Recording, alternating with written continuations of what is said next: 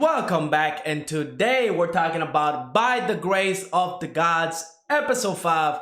So, like always, let's just jump into it.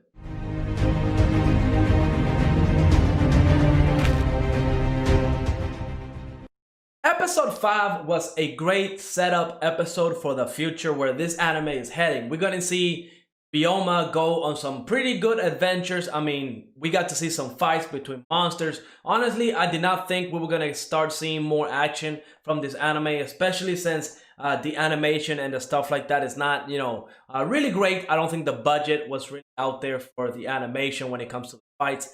I mean, the CGI horses, they're bad. Like, I hate CGI in anime, and I didn't mind it because it's not really about the fights or anything like that. It's really about the characters. I love Ryoma as a character, so I don't mind the CGI in this anime. But now that we're gonna be heading into some big fights, I'm not really sure if the animation is going to hold up. Now, again, I don't think it's going to be that big of a deal. I know some people that love animation. They're probably not going to watch this type of anime, so I don't think that's going to be a problem. I think the people that are watching By the Grace of the Gods, they know what they're watching. They know what they're getting themselves into.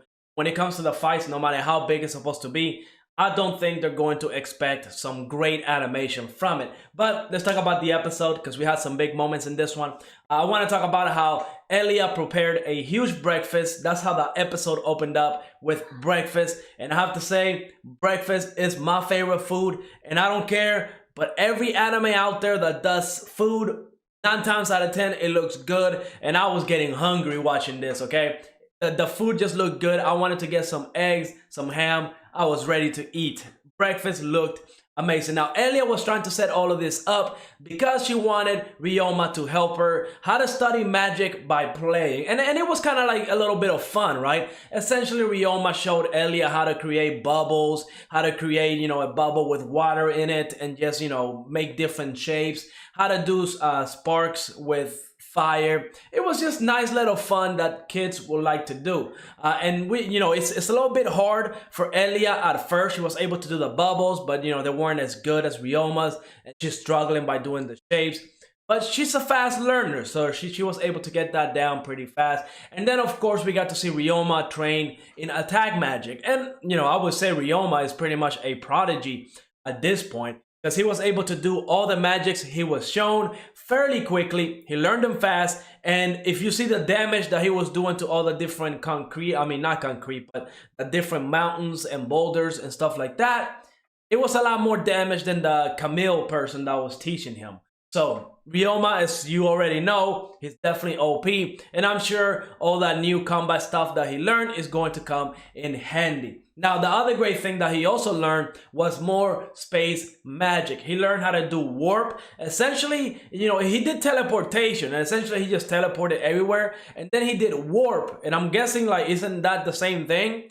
Like, can you just teleport wherever you want to go? Or, I mean, if you want to call it something different, sure. But to me, it's the same thing. It's warp, teleportation, same thing.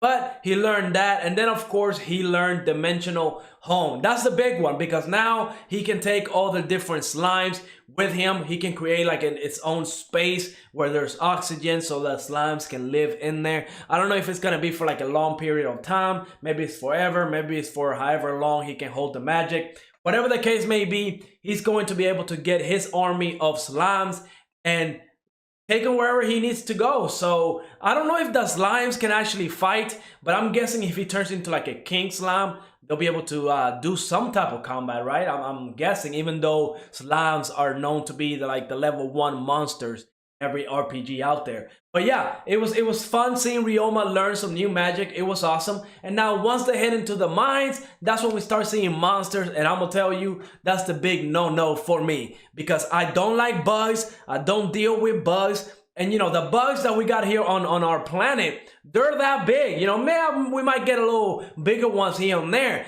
but they're nowhere near the size of the little bugs that we're dealing with in this anime, okay? They were the size of a human being. No, thank you. I would not get close to that. I would not even come near that.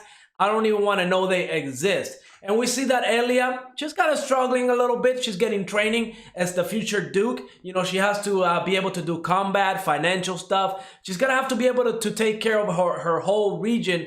She has to learn how to do all this different stuff. And while she's not the best at combat, she was able to take care of her bug. It was fairly awesome. She missed the first arrow, landed the second. And then we got to see Ryoma, the assassin Ryoma, because he was dual wielding daggers and just going in close combat and then just, you know, doing work. It was awesome seeing Ryoma be a badass. I liked it. Again, the animation wasn't there. It wasn't great. But I don't expect high-level animation or great top-tier animation anime, so it's okay. It's no big deal.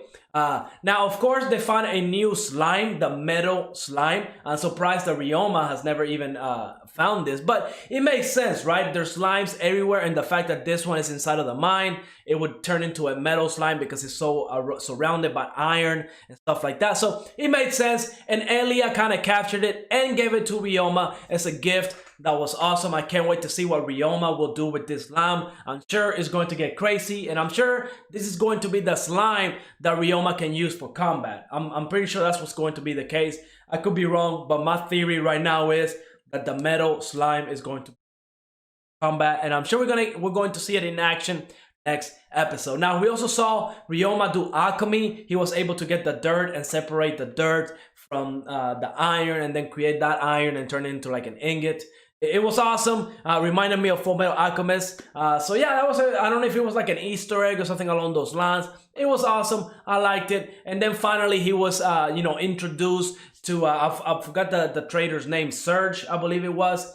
Surge is going to be handling all of Ryoma's merchandise that he created, like the raincoat, boots, you know, all that stuff. He's going to help sell it. And, you know, I like how Reinhardt pretty much said, I want all the money to go to Ryoma and his identity to not be revealed, because, you know, alchemy in this world is kind of iffy. I mean, whenever Ryoma did the alchemy, they were like, oh, so that's the way you use alchemy, because every other way that they know is not legitimate. It seems like people use alchemy to like either scam people or something along those lines, not for good purposes. It seems that alchemy in this world, that people that know how to do it, which is very rare, don't use it for good. They probably use it for evil, and that's why they want to keep Ryoma out of that, his identity secret, so that way people don't come after him for, you know, when that stuff. And that's awesome. I definitely don't want to see Ryoma being treated badly. Again, his past life was absolutely brutal. He doesn't need that kind of stuff anymore. He found his new family.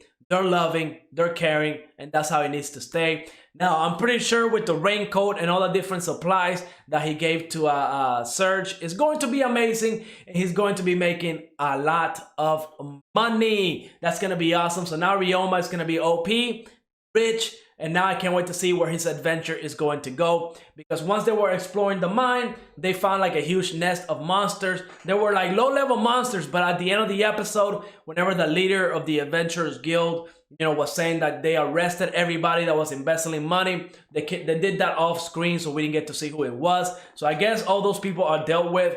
But now that they have to go into the mines for an adventure to get rid of all these monsters, the last little bit of the episode, we saw like this dark aura coming out. So I'm guessing that's going to be an OP, a very powerful monster.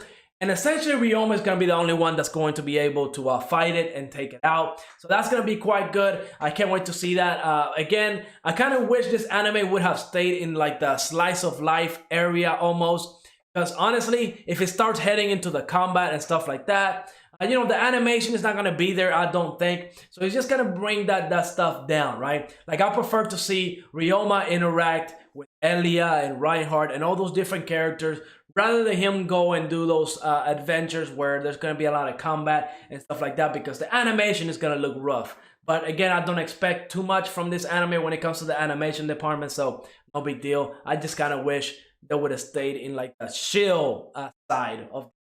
But let me know what you thought of this episode. Go ahead, leave a like, subscribe, and I will see you on the next episode.